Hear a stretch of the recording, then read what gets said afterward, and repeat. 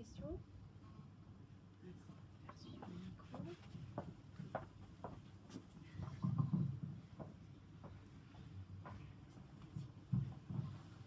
Est-ce que vous étiez au courant de tout ce qui se passait dans les camps quand vous y êtes arrivé?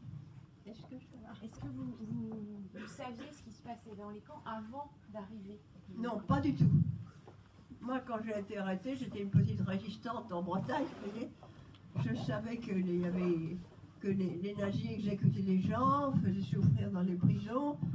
Mais ce qui se passait dans les camps, j'ignorais tout. J'ai découvert dans le camp. Et je crois que beaucoup de gens ignoraient le système concentrationnaire avant. Moi, en tout cas, je l'ignorais et mes camarades autour de moi, non. On savait que des gens étaient arrêtés, torturés, c'est tout. Mais le détail des camps, non, pas du tout. Ça a été la grande surprise.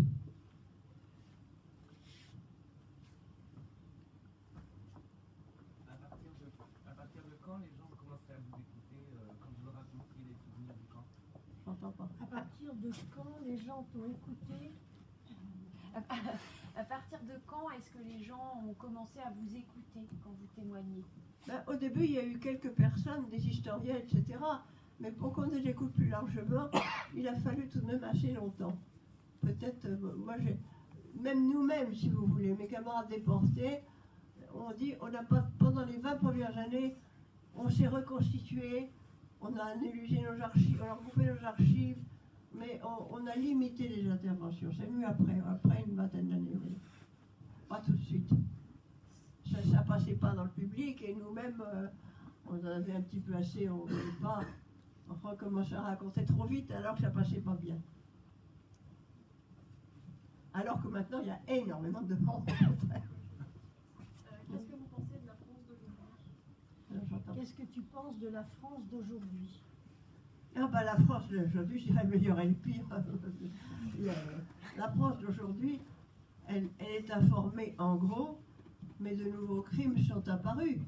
Je vous ai parlé, moi j'ai suivi au moment, chaque fois ça remontait, d'abord la torture en Algérie, l'ex-Yougoslavie, le Rwanda, et en France, il y a toujours des groupes qui sont capables de se lever et dire non.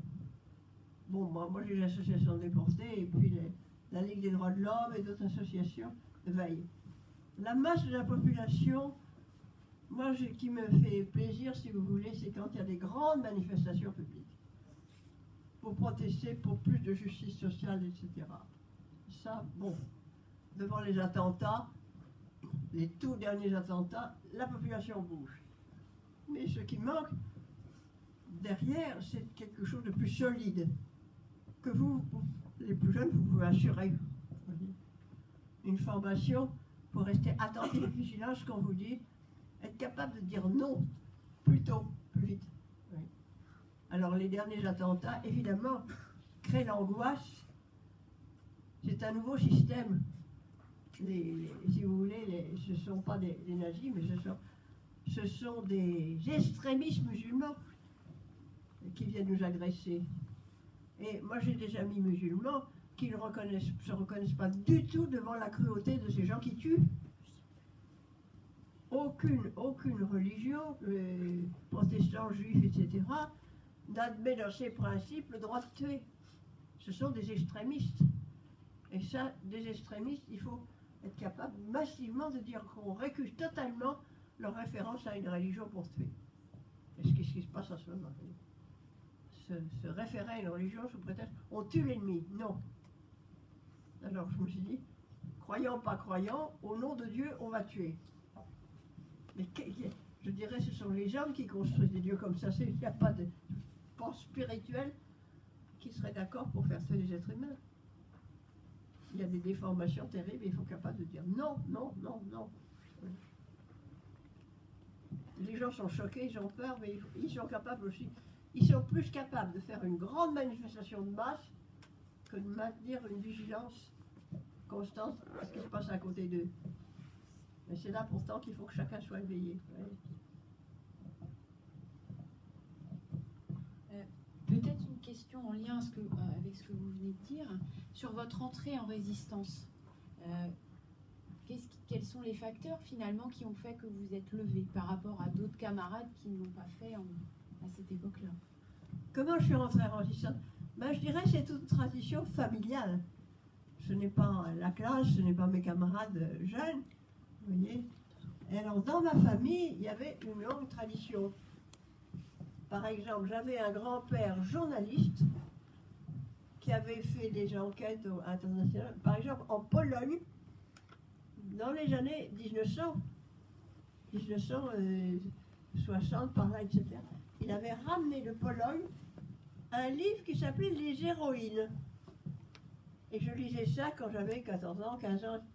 Les Héroïnes, c'était un livre dédié à des jeunes femmes et des jeunes filles polonaises en lutte contre l'armée d'occupation du Tsar. En Pologne. Une des populations libres qui luttaient contre une armée d'occupation. Oh, premier bon modèle pour moi, mais ça c'était un modèle du 19e siècle. J'avais le livre des Héroïnes. Deuxième étape, à la guerre de 14, il y a eu dans le nord de la France un groupe de femmes avec Louise de Bettigny, Edith Cavell la Belle, etc., qui, occupées par l'armée allemande alors de guerre de 14, fournissaient des renseignements aux Anglais et aux Alliés. C'est tout à fait le début de ce que nous on a fait après. Et alors, il y a eu un livre qui s'appelait La guerre des femmes. Et la survivante, s'appelait Léonie Van Hout, a réalisé un film qui s'appelait Sœurs d'armes. Montrait comment elles se sont regroupées pour lutter contre l'armée de l'occupation allemande de l'époque, guerre de 14. Ce film est passé à Saint-Brieuc. Et ma grand-mère, j'avais 14-15 ans, m'a emmené voir le film Sœurs d'armes. Et j'ai aperçu Léonie Van Hout, une des survivantes. Au fond, elle a joué un peu mon rôle maintenant. Et je l'ai écoutée. Ça m'a semblé très intéressant de voir le travail des femmes. Les femmes sont souvent oubliées dans les grands mouvements. Ben non, là, voilà, j'avais des sources d'informations. Et puis mes deux parents, ils étaient au front à la guerre de 14. Mon père médecin, ma mère infirmière. Alors eux, ils étaient, alors il y avait une hostilité terrible contre les Allemands pendant la guerre. Et à l'époque, ils appelaient les Boches. Et les Boches, j'ai pas voulu, après, par la guerre, appeler les Boches. Et pour moi, c'était la suite. Au camp, j'ai vu qu'il y avait aussi des résistances allemandes dans le camp. Alors, pour moi, je voulais qu'on ait une réconciliation avec les meilleurs de l'Allemagne. Tous n'étaient pas tous des guerriers, etc. Vous voyez, tout ça évolue. Mais j'ai été élevée par des parents, grands-parents, hostiles au principe de l'occupation, et même mes parents hostiles aux Allemands, en général. Alors pour moi, les Allemands en général, non, j'avais des amis allemands, j'ai trouvé, etc. On a évolué par ça. Maintenant, l'Europe devrait être amie, et moi, je n'ai pas d'hostilité par rapport aux Allemands actuellement, vous voyez. Puisqu'on avait des pensées politiques avec nous dans le camp, qui ont voulu lutter contre Hitler. C'est le principe de la haine de l'autre, ce que tout Hitler installé dans son pays peut se reproduire ailleurs.